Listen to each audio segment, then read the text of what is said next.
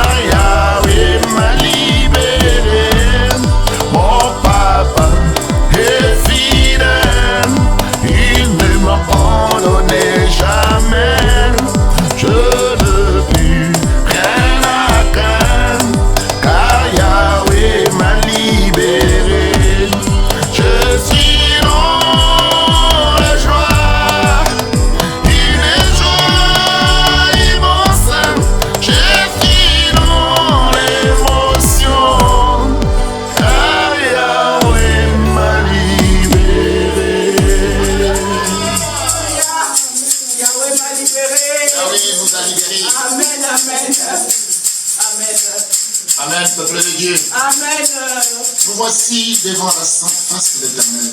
Amen. Asseyez-vous à la présence de Dieu.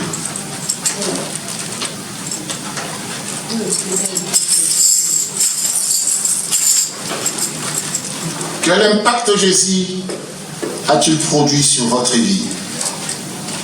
C'est le thème et la parole que le Seigneur nous a donnée aujourd'hui. Quel impact Jésus a-t-il produit sur votre vie? Et c'est là que nous allons appuyer dans l'épître, le premier épître de Jean, le premier chapitre et le 4e verset. 1 Jean 1, verset 4.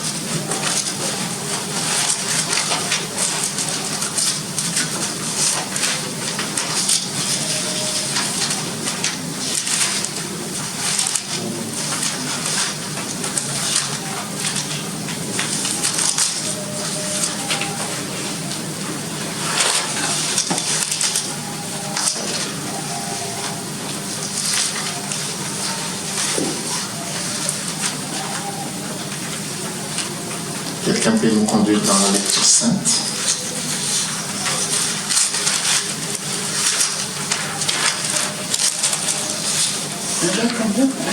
Un Jean 1,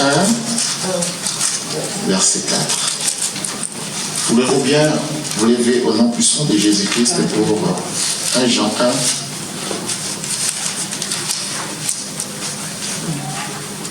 Je vais lire au nom de notre Seigneur, dans l'épître de 1 Jean 1, verset 4. Et nous écrivons ces choses afin que notre joie soit parfaite. Et nous écrivons ces choses afin que notre joie soit parfaite. Seigneur Dieu, Tout-Puissant, béni sois-tu, Seigneur. Béni sois-tu pour ton amour, pour ta paix, pour ta grâce. Nous voulons écrire ces choses dans nos cœurs maintenant, afin que nos joies et notre joie soient parfaites. Bénis ta servante qui nous a conduits dans la lecture sainte. Ton peuple devant, Seigneur, toi qui es juste, c'est pas un hasard, mais c'est ton plan qui a été conclu dès le commencement de ce monde. Aujourd'hui, on sera ici réunis et tu viendras nous parler. Parle-nous, Seigneur. Gloire soit rendue à toi, Dieu le Père, au nom puissant de Jésus-Christ. Et nous disons tous Amen, Amen, Amen. Asseyez-vous à la présence de Dieu. Merci. Jean souligne ici que Jésus est bien réel. Il n'est pas un mythe. Sa vie n'est pas une histoire fictive. En fait, Jean a entendu Jésus parler. Il a vu de ses propres yeux, ses mains l'ont touché, sa vie a été manifestée. Sa vie a été manifestée. Et si on veut bien comprendre que sa vie a été vraiment manifestée, maman, tu peux prendre encore, là où tu es toujours, mais le verset à la place du verset 4, tu parles, tu lis le verset 2 pour comprendre combien la vie des gens a été manifestée. Jean 1, verset 2. Et la vie a été manifestée, et nous l'avons vue, et nous lui rendons témoignage. Et nous vous annonçons la vie éternelle, qui était auprès du Père et qui nous a été manifestée.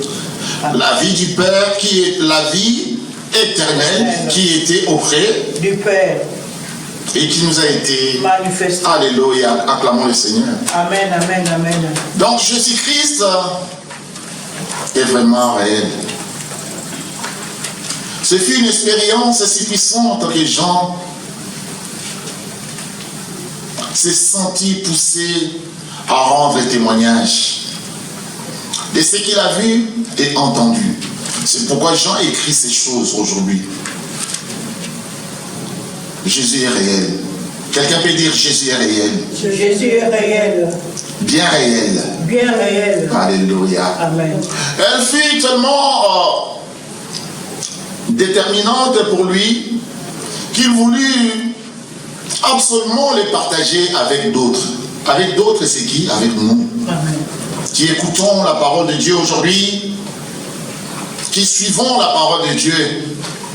Si Jésus était un grand maître qui enseignait la vérité, il s'est préoccupé aussi de la vie pratique des auditeurs, de ceux qui écoutaient, et des problèmes qu'ils rencontraient dans leur quotidien et son impact sur les autres était tangible. Alléluia. Jean voulait que tout ait part personnellement à cette même expérience. C'est pourquoi il écrit encore en 1 Jean, toi encore maman, si Dieu le permet. 1 Jean 3. Non, 1 Jean 1, le verset, le 3e verset. Ce que nous avons vu et entendu, nous vous l'annonçons. À vous aussi, afin que vous aussi, vous soyez en communion avec nous. En communion avec nous. Or, notre communion avec le Père et avec son Fils Jésus-Christ. Amen. Alléluia. Amen. Le monde a besoin de connaître ces messages Amen. qui changent la vie. Asseyez-vous à la présence de Dieu. Qui changent la vie. Jean aussi, c'est uniquement lorsque nous partageons cette expérience autour de nous que notre joie est parfaite. Amen. Le monde a besoin de connaître ces messages. Quel message? Le message qui change la vie. Quelqu'un peut répéter, je veux que ce message me change. Je veux que ce message me change. Je veux que ce message me change. Je veux que ce message me change. Car l'évangile produit une différence tangible. Que notre entourage puisse voir et entendre. Il change nos vies. De fond en comble. De façon concrète. Alléluia. Êtes-vous dans la joie? Amen. C'est pourquoi le Seigneur te pose une question en disant: quel impact Jésus a-t-il produit sur votre vie? De quelle manière vous a-t-il changé? En quoi a-t-il modifié vos pensées et vos sentiments? Quel problème a-t-il résolu? Quelle prière a-t-il exaucé? Quel miracle a-t-il opéré pour vous? Je dis encore, quel impact Jésus a-t-il produit sur votre vie? De quelle manière vous a-t-il changé? En quoi a-t-il modifié vos pensées et vos sentiments? Quel problème a-t-il résolu dans ta vie? Quelle prière a-t-il exaucé? Quel miracle a-t-il opéré pour vous? Vivez de telle manière que les autres puissent voir la différence apportée par Jésus et consacrez votre vie à transmettre ces vérités autour de vous. Rendez témoignage, que d'autres puissent savoir que l'évangile est réel. Amen. Ici, on a besoin de comprendre que l'évangile est réel, la bonne nouvelle est réelle. Amen. Jésus-Christ est réel. Et cette réalité, la véracité, la réalité de l'évangile se produiront et se verront. Ça deviendra palpable en toi, celui qui croit en lui et celui qui suit la parole. suite à tout ce que les questionnements que le Seigneur vient de poser. Pour vous, pour elle, pour quiconque. Amen. Amen. Notre Dieu est bon. Il est bon. Alléluia. Amen. Quelqu'un peut dire Dieu est bon. Dieu est bon. Merci. Il est bon. Maintenant, nous voyons 2021. Mais dans 2021, qu'est-ce que tu vois? Alléluia. Amen. Et qu'est-ce que tu as laissé derrière toi? Parce que pour rentrer dans une nouvelle saison, c'est une nouvelle ère, que faut-il devenir? Qu'est-ce que le Seigneur nous demande? Nous allons prendre l'exemple de Rachel. Alléluia. Amen. Êtes-vous dans la joie? Amen. Rachel était qui? Était la femme de qui? De Jacob.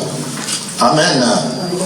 Mais il se peut que Jacob a travaillé pendant 7 ans. La première est le visage que Jacob avait trouvé, que Dieu, dont son père l'avait envoyé chez son oncle, c'était le visage de Rachel. Jacob a travaillé, et les jours des noces, les jours qui se réveillent le matin, il trouva que non, c'était pas la femme qu'il avait choisie, c'était l'autre. Pourquoi? À cause des traditions et coutumes. Il fallait que l'aîné se marie avant.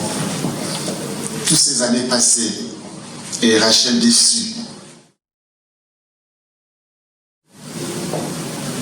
Je ne sais pas ce qui s'est passé, mais à la fin des comptes, bien mon Jésus-Christ, ici, je ne parle pas de mariage de Jacob, mais on parle de ce que tu vois. Quand tu as une nouvelle saison, que faut-il abandonner? Que faut-il laisser? Quel lien que tu peux couper?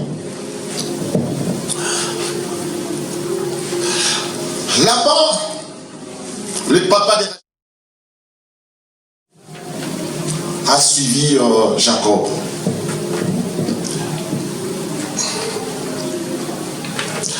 Laban a trouvé qu'il y avait quelque chose de lui qui s'est égaré. Donc quelqu'un a pris.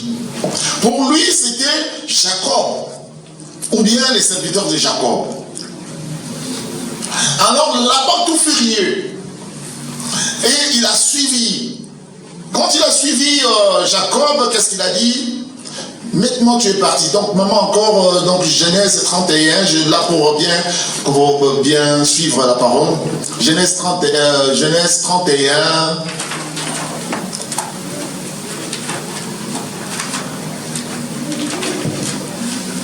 Ça serait facile, si tu passais ici, je te donne comme ça serait...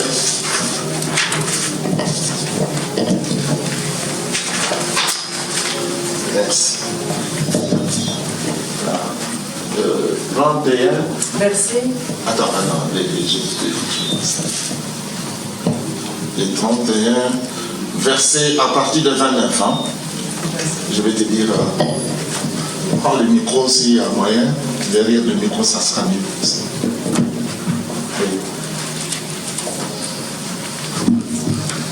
Je vais lire au nom de notre Seigneur. Amen. Genèse 31, verset 29.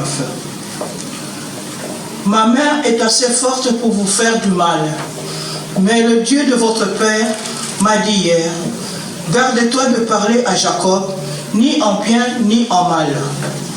Continue, maman, continue. Maintenant que tu es parti, parce que tu languissais après la maison de ton père, continue. Pourquoi as-tu dérobé mes dieux? Jacob répondit. Écoute, qu'est-ce qu'il a dit? Pourquoi as-tu dérobé mes dieux? Ok, on y va, maman. Jacob répondit et dit à Laban, j'avais de la crainte à la pensée que tu m'enlèverais peut-être tes filles. Mais périsse celui duquel tu trouveras tes dieux. En présence de nos frères, examine ce qui t'appartient chez moi et prends-le.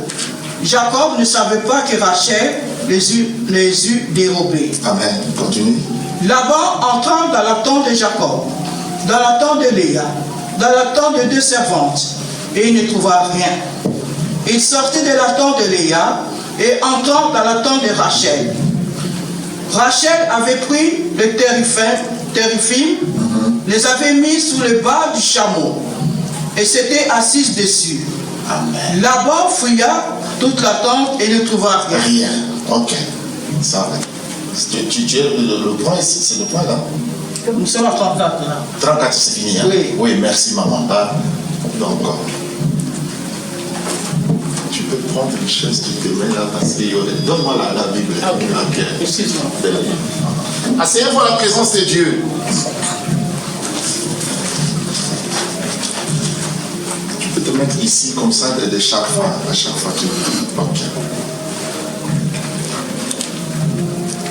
Alléluia. Amen. Laban avait un Dieu. Jacob aussi avait un Dieu. Quelqu'un me suit? Amen. Laban avait un Dieu. Jacob aussi avait un Dieu. Amen. Tout s'est bien passé dans la vie de Jacob et Laban. Ils se sont bien séparés. Mais Laban a constaté quelque chose. Qu'on avait volé quoi? Son Dieu. Alléluia. Amen. C'est que le Seigneur vient de te dire aujourd'hui.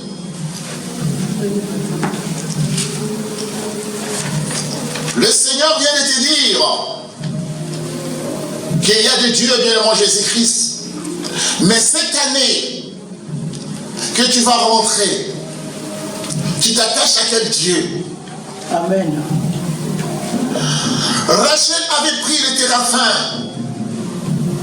Rachel, je ne sais pas si c'était par ignorance. S'il savait, mais elle s'accrochait à ces petits dieux. Mais je crois peut-être c'était par ignorance. Laban, pour Laban, c'était son Dieu. Je crois peut-être c'était le moment où il devait rendre grâce à son Dieu, mais il a constaté que ce Dieu s'est évaporé. Amen. Quel Dieu qu'on peut voler? Ton Dieu, on ne le vole pas. Amen. Ton Dieu est le Dieu tout-puissant, l'omniscient, l'omnipotent. Amen. Il est grand, Amen. on ne peut pas le voler. Amen. Amen.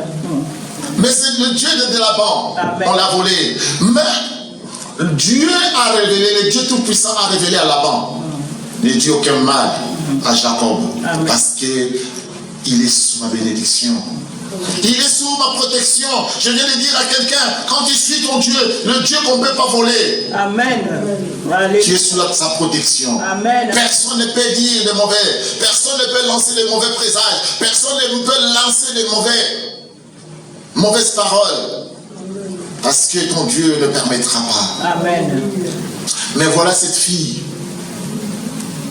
Peut-être elle a dit, dans son cœur, je ne sais pas si ça s'est passé comme ça. Toi, papa, tu nous as vendu comme des marchandises. Toi, papa, tu t'es pas tenu compte. Tu as fait faire travailler notre mari. Et moi, j'étais la première. Mais voilà, tu m'as pas donné mon mari et tu as cédé mon mari à ma grande sœur Léa. Alléluia. Amen. Mais le problème n'est pas là. Le problème était, Rachel allait rentrer dans la nouvelle saison. Rachel allait trouver une nouvelle saison. Mais regarde ses liens, elle s'est attachée à d'autres dieux. Et lorsqu'il y a eu, bien au nom de Jésus-Christ, lorsqu'il y a eu inspection, je peux dire, la recherche, elle a osé mentir. Elle a pris les téréphins. Elle a mis sur le siège de l'âne ou bien le siège de son cheval. Ou bien d'ici on dit chameau. Le bas du chameau. Elle a mis cela bien mangé. Elle s'est assise dessus. Qu'est-ce qu'elle a dit? Je suis en période. Papa, tu ne peux pas me toucher parce que c'était la tradition également. Elle a prolongé les liens. Bien-aimé en Jésus-Christ, je viens de te dire aujourd'hui. Amen. tu vois 2021. Quel Théraphin qui est dans ta vie maintenant? Quel Théraphin qui est dans ta vie? Oh, bien-aimé Jésus-Christ. Dans 1 Corinthiens 1, plutôt Colossiens 1, pas 1 Corinthiens, Colossiens, parce que c'est beaucoup. Oui, ça. C'est là que je professe les grandes écritures. Colossiens 1, 16. Attends, 16, oui. Ouais, Colossiens 16.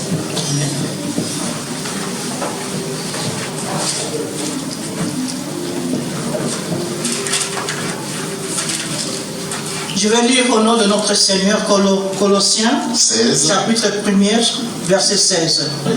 Car en lui ont été créées toutes les choses qui sont dans les cieux et sur la terre, Amen. les visibles et les invisibles, trône, dignité, domination, autorité.